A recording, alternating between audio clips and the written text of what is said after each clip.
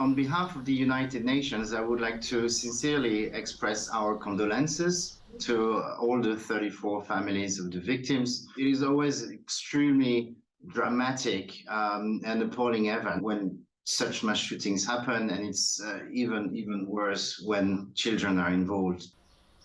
UNODC's Deputy Regional Representative for Southeast Asia and the Pacific, Julian Ghazani, expressed his sympathy and solidarity with the families of the victims of Thailand's deadliest mass murder to date in Nong Bulampu province.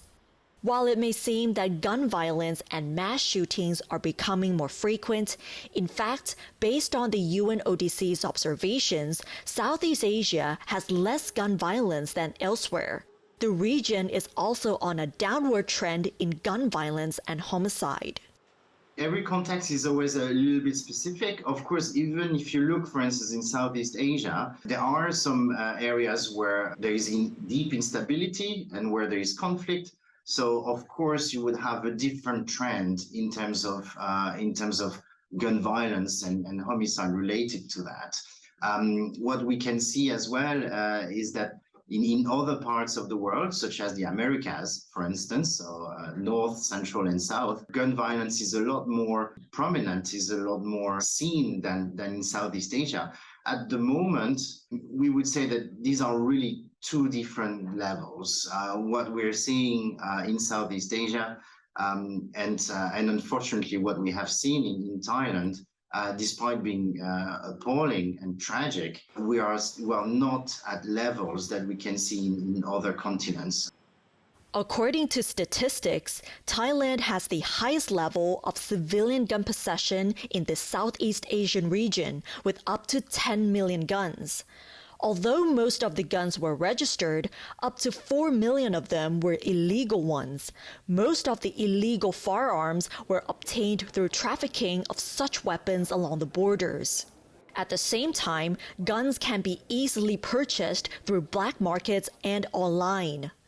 Julian said from statistics, Thailand has up to 15 times more guns than other countries in Southeast Asia.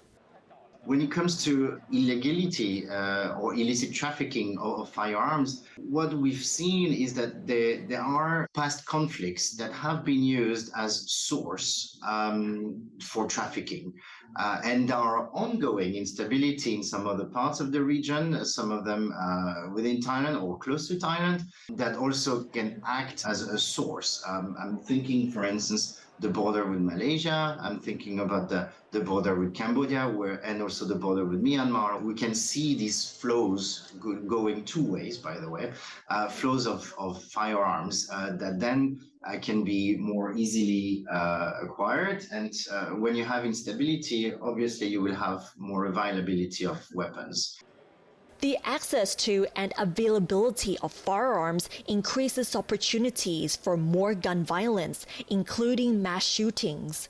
To prevent this, the UNODC believes that gun control measures need to be fixed at the regional, national, and institutional levels.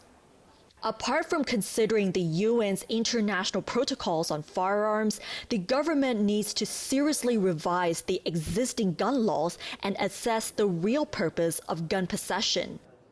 Also, the police force and the military, which handle weapons on a daily basis, need to detect early warning signs as to whether certain officers are potentially dangerous and are likely to cause harm to others with the use of firearms. There are two key UN international instruments that exist. The first one is the UN Protocol on the illicit trafficking and manufacturing of firearms, and the other one is the UN Arms Trade Treaty. None of them has been ratified by Thailand, but also by many other countries in Southeast Asia. Parliaments would need to have a harder look at the current gun legislation and reflect on what is the intended purpose of this legislation. With the Thai government and the police force trying to tighten measures on gun possession, the UNODC believes that this is a good start to eliminate gun-related violence. However, they should also not forget to rethink the main purpose of gun ownership and to increase strict procedures before a gun license is issued. Nad Bunag, Thai PBS World.